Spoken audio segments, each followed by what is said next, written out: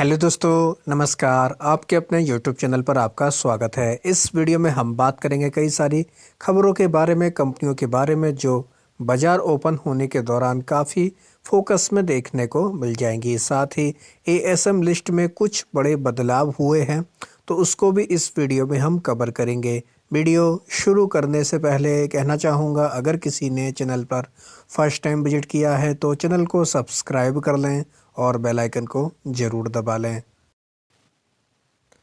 सबसे पहले बात करेंगे एनसीसी के बारे में। एनसीसी को लेकर एक काफ़ी शानदार खबर सामने आ रही है। इस कंपनी को कुछ बड़े ऑर्डर मिले हैं, जिनकी अगर वैल्यू देखें लगभग 1237 करोड़ की है। 704 करोड़ का एक ऑर्डर है, 532 करोड़ का एक ऑर्डर है।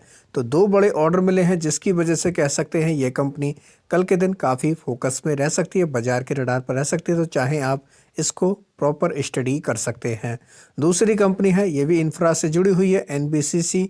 एनबीसीसी की बात करेंगे, इसको भी 220 करोड़ का ऑर्डर मिला है। बेंगलुरु, तेलंगाना, महाराष्ट्र में इसको दोस्तों काम करना है।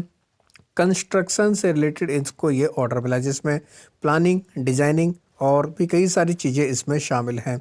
तो एनसीसी और एनबीसीसी दोनों कंपनियां ऑर्डर मिलने की वजह से काफ़ी खबरों में देखने को मिलने वाली हैं। हुडको की बात करेंगे, हुडको ने अपना क्वार्टर 3 का बिजनेस का डेटा रिलीज किया है, जिसमें अगर देखा जाए लोन सैंक्शंस देखा जाए 46,117 करोड़ इन्होंने लोन मंजूर किया, जिसमें से डिस्बर्समेंट देखें 41,346 करोड़ के आसपास रखा। 9 महीने का डेटा देखें 1.39 लाख करोड़ के आसपास ये देखने को मिल रहा है। तो यानी कह सकते हैं ठीक ठाक कारोबार हुडको का चल रहा है।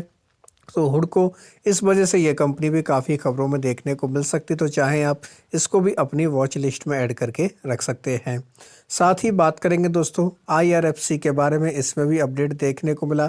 5,000 करोड़ का इन्होंने टर्म लोन एक तरीके से सैंक्शन किया है। MAHNGEN को, यानी कि एक तरीके से कह सकते हैं हम लोग Maharashtra state power generation company को ये इन्होंने सैंक्शन किया, जिसमें से तत्काल प्रभाव से यानी कि सेम डे इन्होंने 3,000 करोड़ तो दोस्तों डिसबर्स भी कर दिया है। तो कहने का मतलब ये है, अब ये कंपनियां इन खबरों की वजह से हम लोगों को फोकस में देखने को मिलने वाली हैं। तो आईआरएफसी को भी चाहें तो आप अपने रडार पर रख सकते हैं। वैसे भी रेलवे से जुड़ी हुई कंपनियाँ काफ़ी ज़्यादा खबरों में हैं। बात करेंगे दोस्तों रेडिंगटन के बारे में। इस कंपनी को 148 करोड़ का जीएसटी डिमांड का नोटिस मिला है।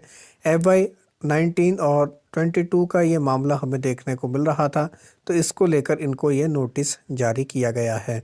साथ ही बात करेंगे जीई शिपिंग के बारे में। कंपनी दोस्तों अपना फ्लीट एक्सपेंड करने वाली है, जिनमें 39 वेसल्स और साउथ कोरियन टैंकर का एक्विजिशन ये कंपनी करने वाली है।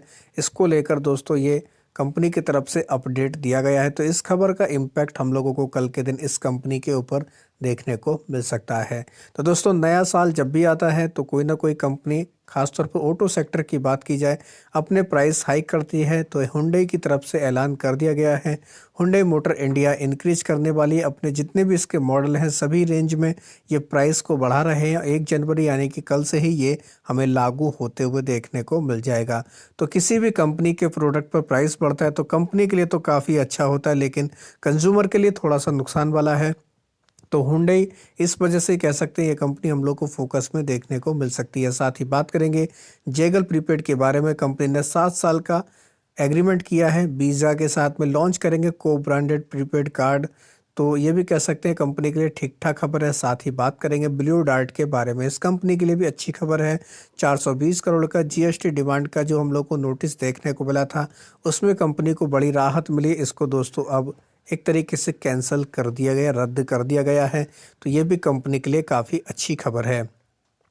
साथ ही बात करेंगे दोस्तों एक और अपडेट देखने को मिल रहा है वोल्टास के बारे में। ये अपडेट है वोल्टास के ऊपर भी दोस्तों जीएसटी का पेनल्टी हमें लगते हुए देखने को मिला था, जिसका 265 करोड़ के आसपास डिमांड की वैल्यू थी, लेकिन इसको 96% तक घटा दिया है सरकार की तरफ से। अब केवल 10 करोड़ इनको दोस्तों ये देना है।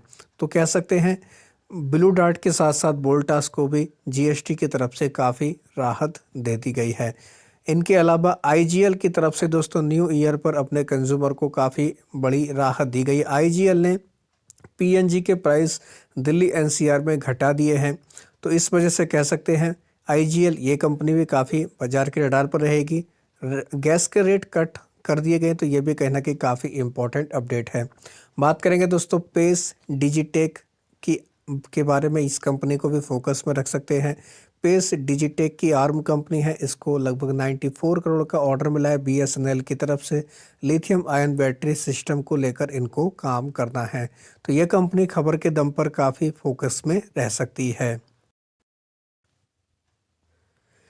अब बात करेंगे एएसएम लिस्ट के बारे में। यह सर्कुलर 1 जनवरी से लागू हो जाएगा। शॉर्ट टर्म की लिस्ट में देखा जाए 9 कंपनियों को ऐड कर दिया गया है, तो इनके नाम आप लोग पढ़ सकते हैं।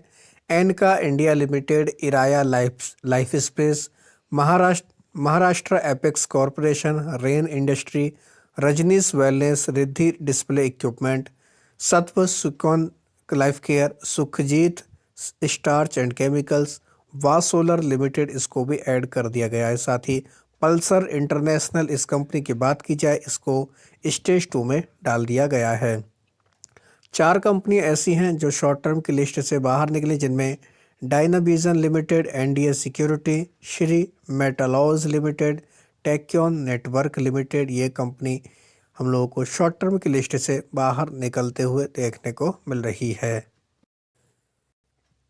इनके अलावा बात करेंगे लॉन्ग टर्म के एएसएम की लिस्ट के बारे में। यहाँ पर भी बदलाव हुआ है। केसर इंडिया लिमिटेड को स्टेज 1 में ऐड कर दिया गया है। साथ ही निशा कॉरपोरेशन एक ये कंपनी है, ये स्टेज 2 में आ चुकी है, तो इस कंपनी के ऊपर भी हम लोगों को इस खबर का इम्पैक्ट देखने को मिल सकता है। इनके अलावा 8 कंपनी ऐसी हैं जिनके प्राइस बैंड बदले गए हैं, जैसे बीसीएल एंटरप्राइज का 5%, साथ ही एलटी एलिवेटर का 5%, शिव बेब्स ऑनलाइन का 10%, यूनिसिम एग्रीटेक का 20% प्राइस बैंड कर दिया गया। तो ये सारे बदलाव हमें कल से ही लागू होते हुए देखने को मिल जाएंगे।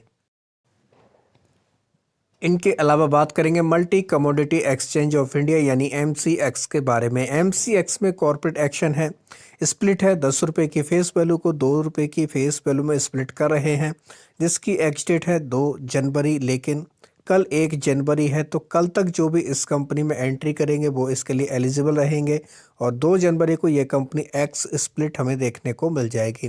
तो इस वजह से एमसीएक्स कल काफ़ी फोकस में रहेगी। साथ ही केपीआई ग्रीन एनर्जी, इसके ऊपर भी नज़र रख सकते हैं। लगातार इस कंपनी में स्ट्रॉन्ग वॉल्यूम के साथ में कारोबार देखने को मिल रहा है, तो ये कंपनी कल के दिन भी काफ़ी फोकस में रह सकती है, तो चाहे आप इसको भी अपने रडार पर रख सकते हैं। तो आशा करता हूं दोस्तों आपको ये वीडियो अच्छा लगा होगा। वीडियो अगर पसंद आया तो चैनल को सब्सक्राइब कर लें, बेल आइकन को दबा लें, ज़्यादा से ज़्यादा लोगों में शेयर करें। धन्यवाद दोस्तों, बाय बाय।